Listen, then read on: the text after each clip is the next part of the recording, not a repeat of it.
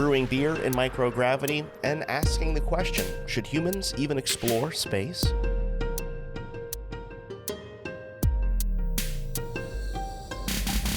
Hi, I'm Brendan Byrne.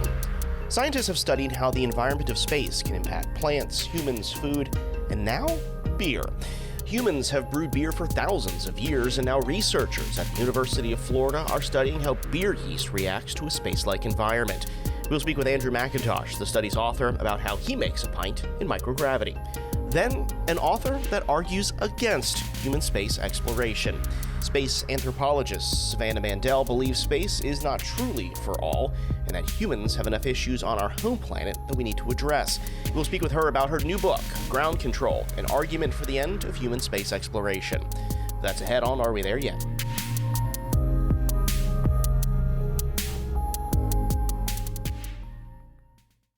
While most people enjoy a pint of cold beer made here on Earth, myself included, researchers are trying to make space beer.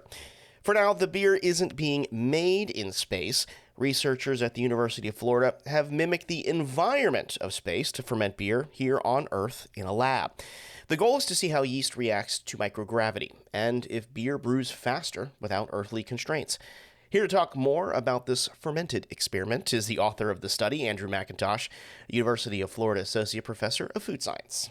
Andrew, welcome to the show. Oh, thank you. It's nice to be here. Great to have you. And Andrew, I'm going to start with this question, which I don't really need an answer to, but I'm sure my listeners do. Why did you decide to brew beer in space? Because I don't care why. I just care that you did. But why? Why did you choose to do beer in space? In academia, well, we've been brewing for thousands of years, and we've gotten really, really good at it. And there's many institutions and companies all around North America that'll make really, really good beer.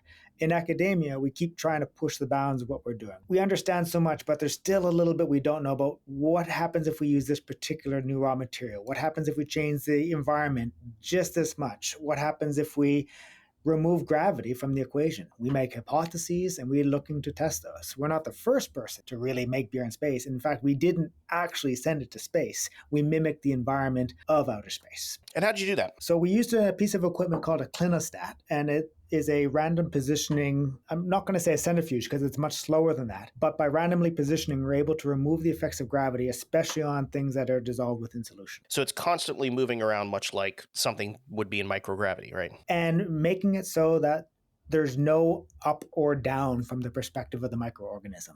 That pull that you normally have in one direction is now coming from randomly any direction. Therefore, it's mitigating what would be a constant force experienced terrestrially. I'm interested to find out what you found out, because I'm a home brewer myself, and I know that when I throw yeast into my wort, the yeast settles to the bottom. It eats all the sugars up there, and the gas rises to the top of my fermenter. Is that what you saw happened in microgravity? You said there is no up, there is no down. Does the yeast know where to expel all that gas? They don't have any means of flagellum or, say, cilia that would just allow them to find the nearest nutrient source. So they have to kind of be in the right place at the right time.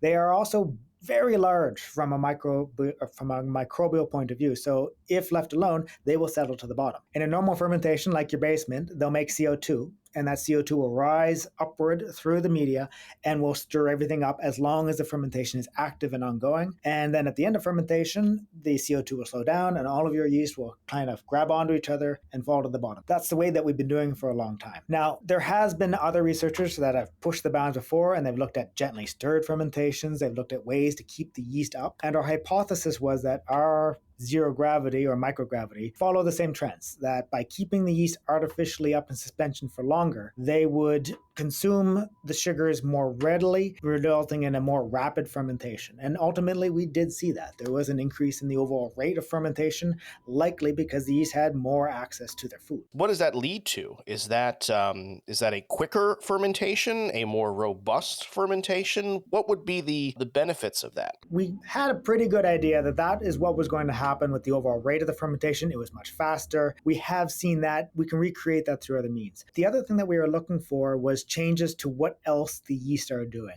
There's a lot of secondary pathways that aren't critical to the yeast regular metabolism, not just breaking up sugar into ethanol and CO2.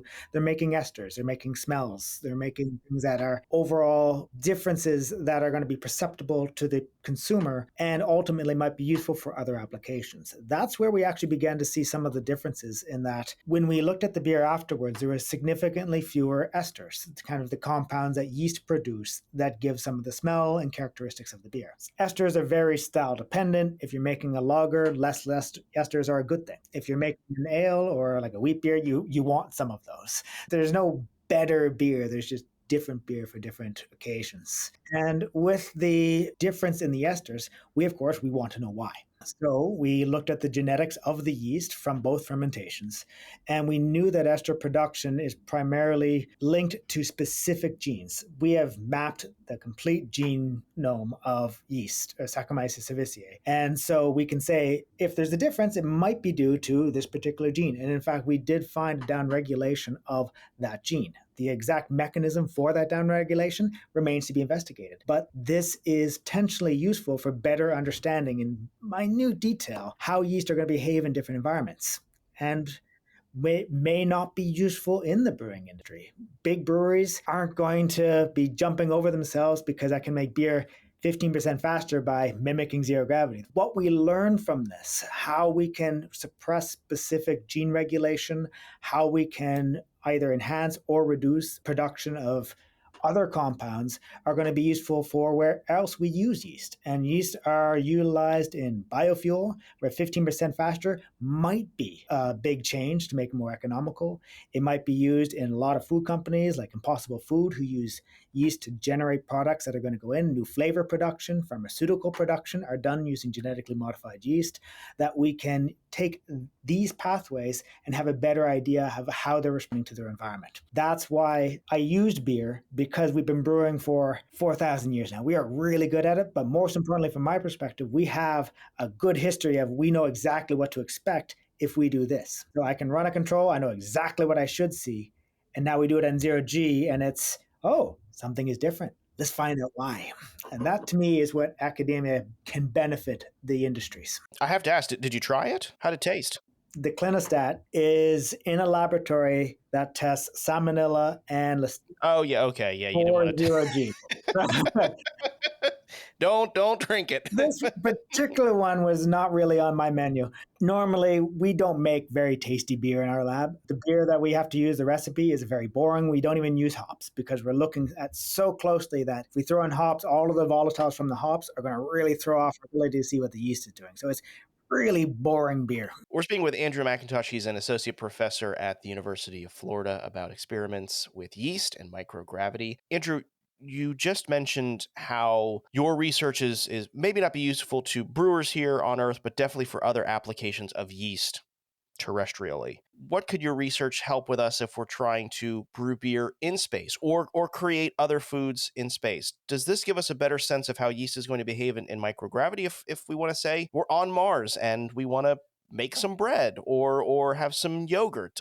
How does your research help with those efforts? We're hopefully going in that direction. I mean, I'm a futurist. I positively believe that we are advancing in a way that this is going to become a question. Now, the one thing I think that is most telling is the beer that we made in the microgravity versus terrestrially. They were very close. The very small differences in esters were only one group of esters specifically linked to one gene. The final attenuations, identical. The rates were a little different, and the size of the yeast was very, very slightly different. The big challenges come into the practical side of things. Where does the CO2 go? We had this challenge in even setting up the experiment, because CO2 normally bubbles up, and we had to seal these containers because sometimes our fermentation tubes were upside down and liquid tends to leak out if you're letting gas out. So we had to create moisture or liquid impermeable barriers that would allow gas to escape, so that as the CO2 was generated during our fermentation, it didn't blow up our tubes. They were very insistent upon that when we asked to use this equipment, that we not allow the... Don't blow it up.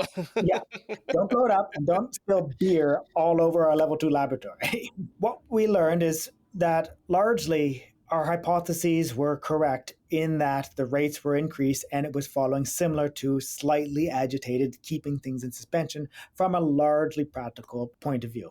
And we can replicate the environment fairly well. We can have pretty good recreation of that zero-G environment.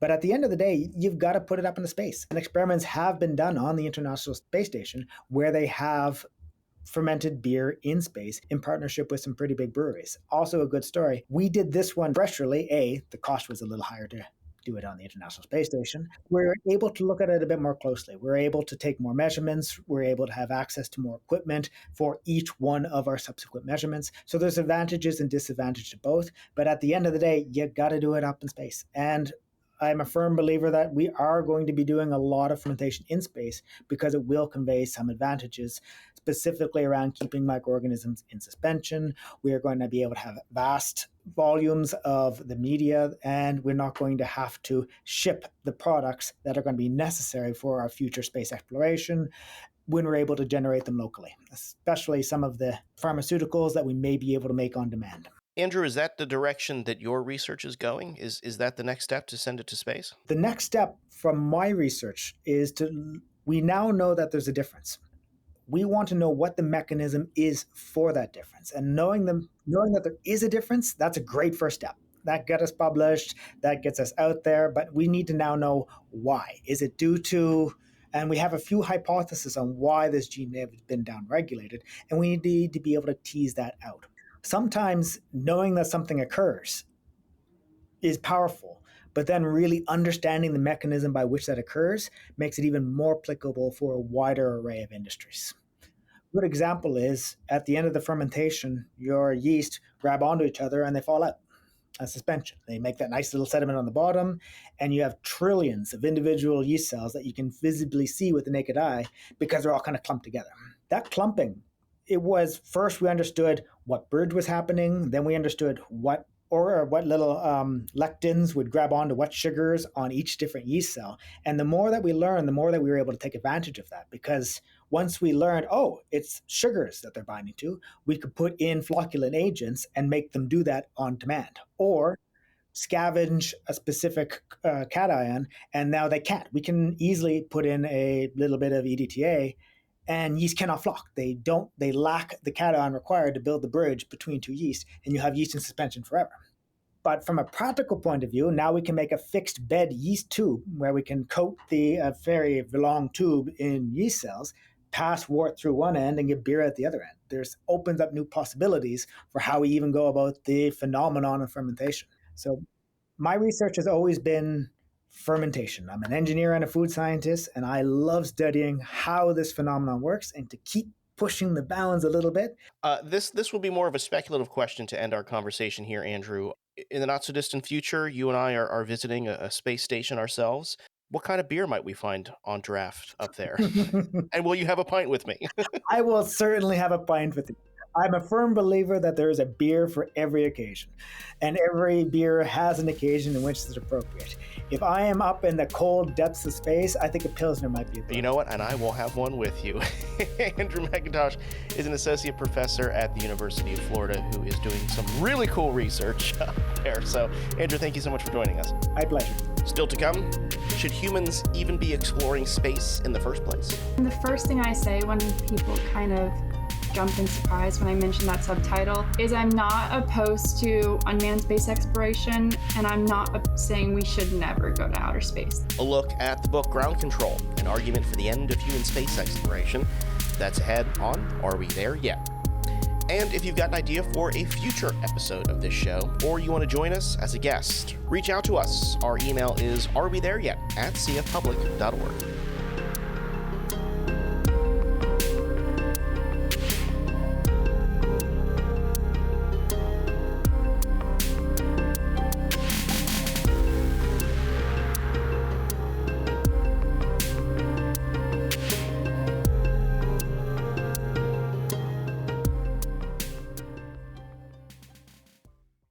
You're listening to Are We There Yet? I'm Brendan Byrne.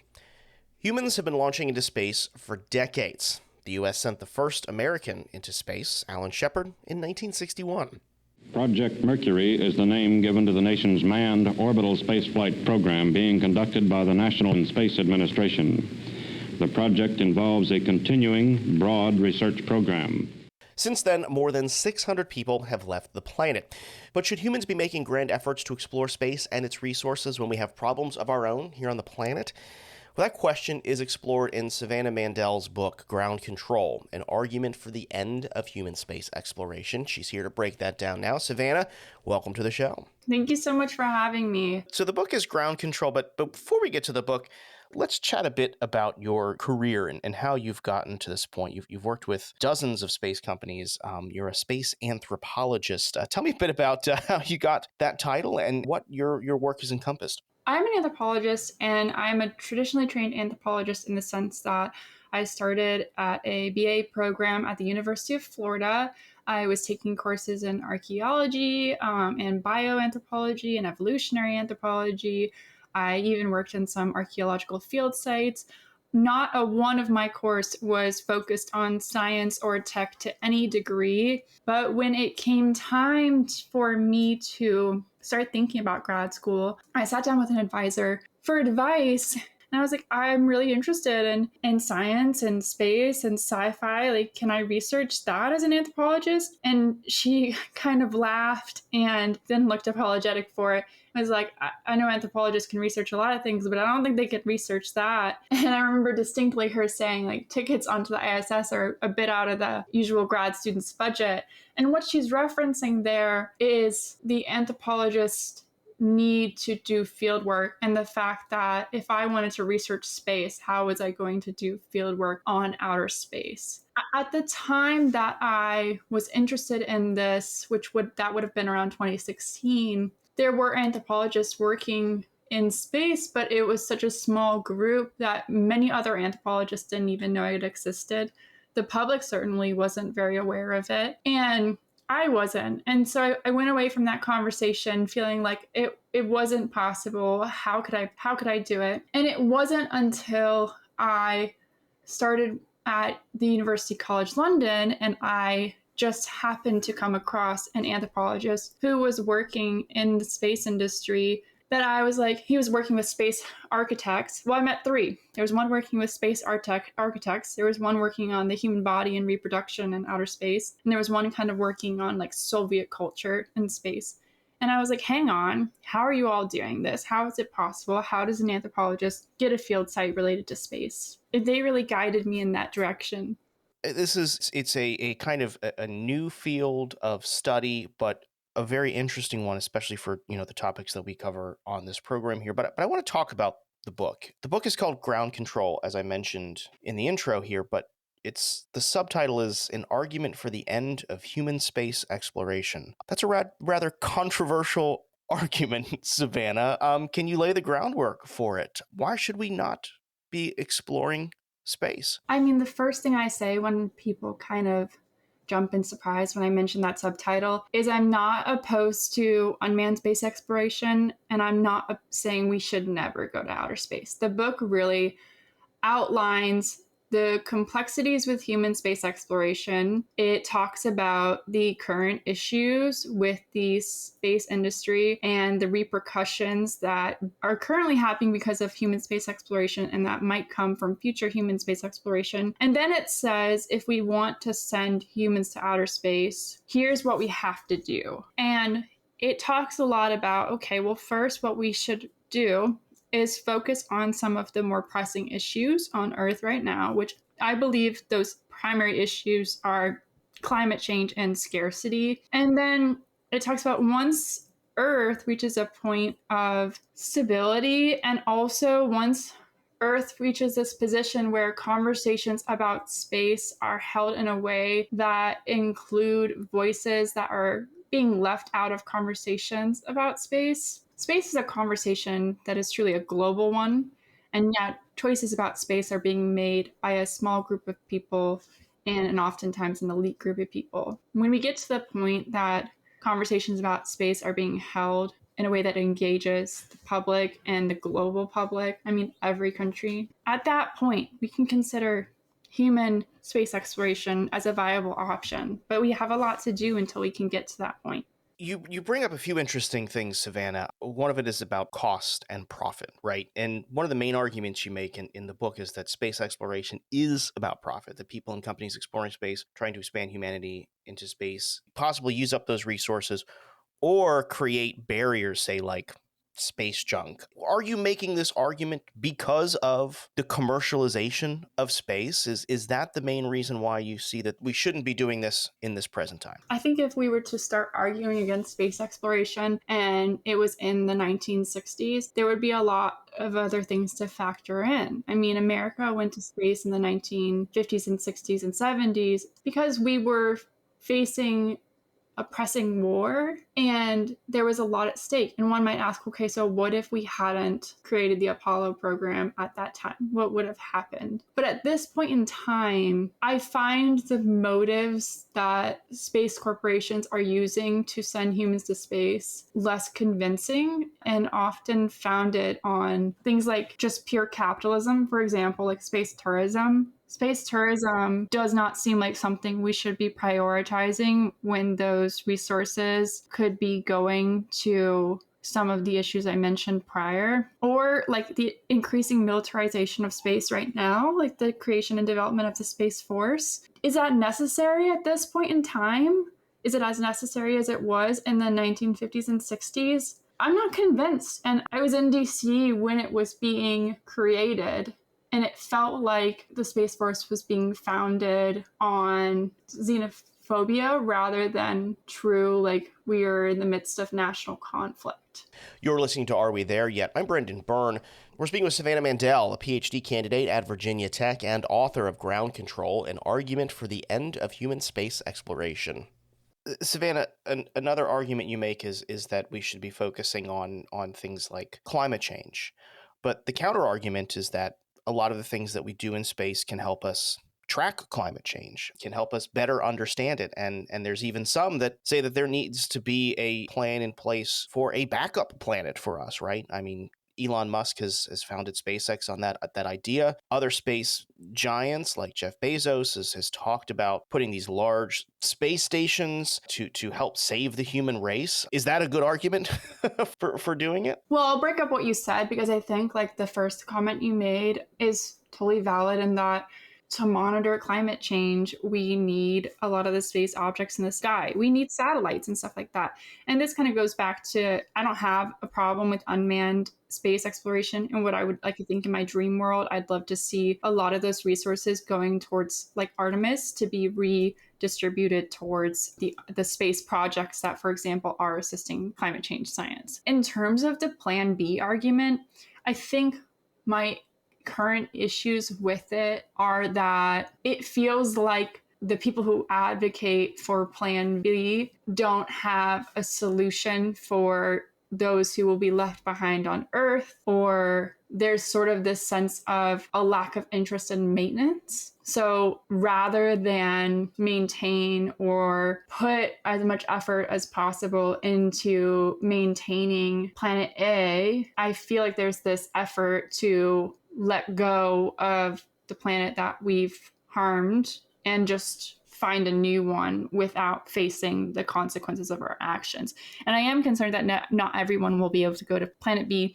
So I'm sitting here thinking, okay, what about those people? How is that going to be managed? Who's going to be chosen? Who is doing the choosing? These are the questions that are going through my head. Right. And it goes back to that original argument that you made that not all voices are at the table, right? Who is making these decisions for human space exploration? Who's going to make the decisions for Plan B, Planet B? Savannah, do you foresee that changing? I mean, one of the arguments you always hear when I ask about access to space by regular people, because as you mentioned, a trip to the ISS is not very affordable at all for anybody. But you hear from these companies, these organizations say, well, that price is coming down, and we're making space more accessible for more and more people. Is that moving at a fast enough rate that regular people will get this opportunity and those voices will be at the table, or is that just not feasible? I guess I think to myself, when scarcity of resources of all types is still a pressing issue on Earth, is scarcity of access to space what we should be trying to deal with right now? If there was as much of a boom towards managing food scarcity and housing, just everything to do with the bare minimum of life resources, rather than let's get people on a 10-minute flight into low Earth orbit. I mean, sure, I'm sure the prices could come down. They're at $450,000 right now, I think, and they originally were at like $250,000.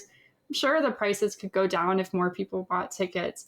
But like, is that what we should be working on right now? Right. And Savannah, this is a show that is focused on explores space exploration. A lot of the people who listen to the show are probably going to think that this is a pretty controversial idea, but I want to share a review of the book by a friend of mine and a colleague and a former space podcaster himself, Matt Kaplan. He writes, Savannah Mandel has written a provocative and thoughtful book that's also a very personal memoir. You need not entirely agree, and I don't, with her thesis or all of her arguments to enjoy the great accounts of her trials and triumphs on the road to becoming a space anthropologist. Even certified space geeks like me, this is Matt Kaplan, will leave with new questions to consider. Savannah, I want to end the conversation with what questions do you want our audience to take away from this book and this thesis, and things that we should be thinking about when we consider whether or not we should go? I want to say, thank you again for having me on this show. And I know that space is such a sensitive topic for so many of us. I think it's such an emotional topic and a topic that we become close to from a very young age. And I blame no one for having a different opinion than me on it. And I'm not trying to change anyone's opinion on it at all. I think my point in this book, it's not just about showcasing an argument. It also showcases like my own coming of age into how I came to this opinion and why I did.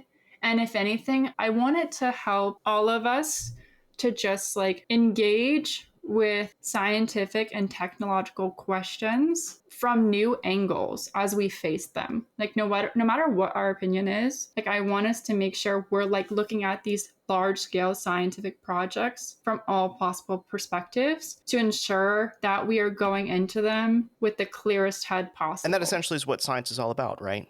Collecting evidence and changing your idea about the world around you, right? Yeah. And I think it's hard to do about space because space is a truly beautiful thing and it's easy to fall in love with. We've been speaking with Savannah Mandel. She's a PhD candidate at Virginia Tech and author of Ground Control, an Argument for the End of Human Space Exploration.